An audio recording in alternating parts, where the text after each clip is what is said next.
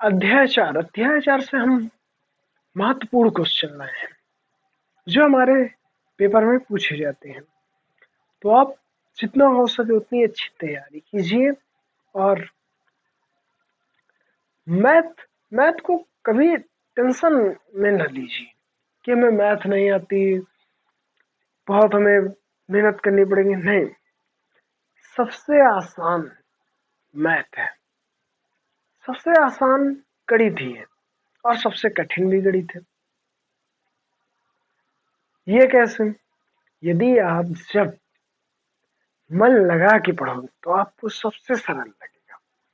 यदि आप मन लगा के नहीं पढ़ोगे तो ये चीज आपको कठिन लगेगी। यदि आप कोई कार्य करते हो, जब उसमें पूरी रुचि के साथ पूरा ध्यान लगा के कार्य किया जाता है तो हमें बहुत अच्छा लगता है। और यदि हम मन हमारा ना हो फिर भी हम कोई कार्य करेंगे तो अच्छा नहीं लगता। तो इसी प्रकार जब मैथ पढ़ें तो पूरी रुचि के साथ पढ़ें। हाँ, एक क्वेश्चन एक बार गलत होगा, 2 बार गलत होगा, 3 बार गलत होगा, पर कब तक गलत होगा? जिस बार आप क्वेश्चन को सही कर लोगे ना तो उस बार अपने अंतरात्मा से ये कहोगे नहीं हमें आ गया। 2-3 बार उसको फिर लगाना, सही होने के बाद फिर आप देखना उसी टाइप के क्वेश्चन लगाओ, अलग नहीं, उसी टाइप के, ताकि आपको क्वेश्चन रिपीट हो जाए।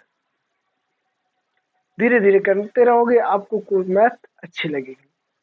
बस आप पढ़िए तो मन लगा के।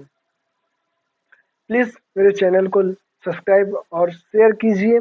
हम बढ़ते हैं आगे क्वेश्चन की ओर। क्वेश्चन हमारा है,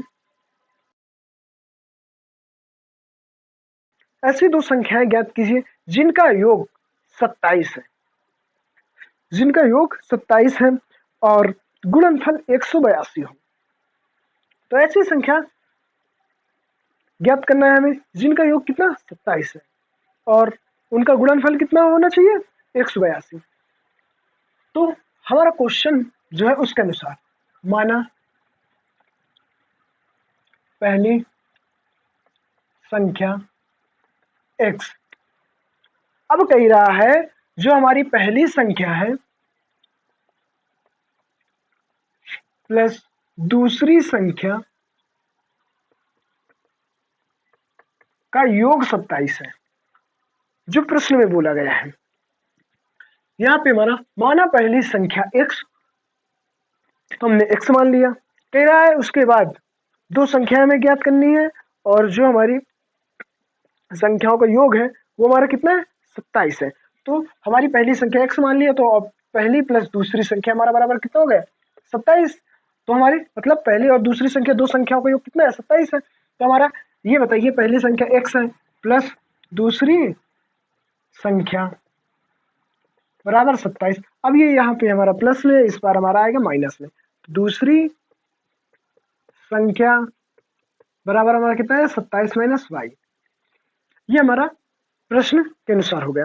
तो क्या प्रश्न ने कहा था 2 संख्याएं ज्ञात कीजिए जो हमारी दोनों संख्याओं का कितना योग हो 27, हमारा प्राप्त हो गया। अब कह रहा है उनका गुणनफल 182। तो अर्थात हमें जो हमारी पहली संख्या है और दूसरी संख्या है इसका क्या हमें करना है गुणनफल। तो दोनों संख्याओं का गुणनफल बराबर 182 दिया है। तो हमारा x और 27 माइनस एक्स, तो यहाँ पे हमारा इसको गुणा करना है, x गुणे 27 माइनस एक्स बराबर 182। तो यहाँ पे हमारा जाएगा 27 माइनस एक्स और जब इसमें करेंगे माइनस का एक्स स्क्वायर बराबर 182। अब दोनों ये पक्ष को इधर ले आओ, तो इस बार हमें ले जाना है। तो हमारा क्या हो, चिन्ह परिवर्तन हो जाएगा। तो एक्स स्क्वायर माइनस में था प्लस में आ गया, ये माइनस का 27x और ये हमारा क्या होगा प्लस का ही 182 बराबर 0। ये हमारा एक प्रकार का गुणनखंड बनके तैयार हो गया। जब हमारा ये एक गुणनखंड तैयार हो गया तो हमें अब गुणनखंड के अनुसार करना है, ऐसी संख्या ढूंढनी है कि हमें जोड़ने पे कितना प्राप्त हो 27 और गुणा करने पर 182। ये हमारी गुणा की संख्या होती है और ये हमारे जोड़ने पर। तो ये बताइए अब हम इसमें ये कैसे कह दिए कि जोड़ने पर भी हो।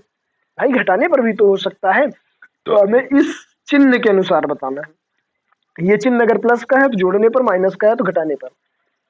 थोड़ा मेरी वीडियो लॉन्ग हो जाती है, पर मैं जितना सोचता हूँ जितना बेहतर आपको समझा सकूं, इस कारण मेरी वीडियो लॉन्ग होती है। तो आप समझने पे ज़्यादा ध्यान दीजिए, क्योंकि जब आप समझोगे तभी आप क्वेश्चन को हल कर सकते हैं। तो यहाँ पे हमारा कितना हो जाएगा, अगर यदि हम देखें तो हमारा 27, 14 प्लस 13, तो यहाँ पे 14 प्लस 13 कितना हुआ 27। और अगर इसका गुणा करते हैं तो 14 गुणे 13, फिर चौको 52, 5 13 का नम 13, 13 5 18, 182। मतलब हमने सही किया है, संख्या हमने सही ढूंढी है। तो उतारना है आपको, उतार लीजिए।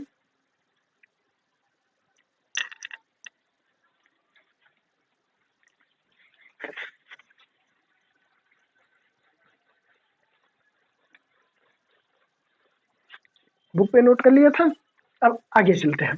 तो एक्स स्क्वायर माइनस का 27x प्लस 182 बराबर 0। तो यहाँ पे हमारा एक्स स्क्वायर माइनस एक्स, अब यहाँ पे हमारा कितना आ जाएगा 14 प्लस 13, 14 प्लस 13 प्लस 182 बराबर 0। तो यहाँ पे हमारा जब एक्स का अंदर गुणा होगा तो एक्स स्क्वायर, यहाँ पे माइनस का चिन्ह है तो प्लस माइनस, यहाँ पे 14 प्लस का एक्स माइनस का है तो हमारा माइनस का 14x, अब plus minus minus 13x plus 182 बराबर 0। तो ये हमारा, अब यहाँ पे हमें कॉमन करना है, तो यहाँ पे x कॉमन होगा, अंदर होगा x। अब यहाँ पे जब हम x इसमें से कॉमन कर लिया तो यहाँ पे हमारा बचा x और माइनस 14। अब यहाँ पे हमारा कितना कॉमन होगा, यहाँ पे हमारा 13 माइनस का। जब माइनस 13 कॉमन करेंगे तो हमारा x बचेगा, जब इसका भाग इसमें दोगे तो हमारा कितना बचेगा माइनस का 14। ठीक, तो ये हमारा माइनस का चिन्ह है, तो इस चिन्ह का भी साथ में ध्यान रखना, मतलब इसका भाग माइनस 13 का भाग जब हम इसमें देंगे तो माइनस का 14 होगा बराबर 0।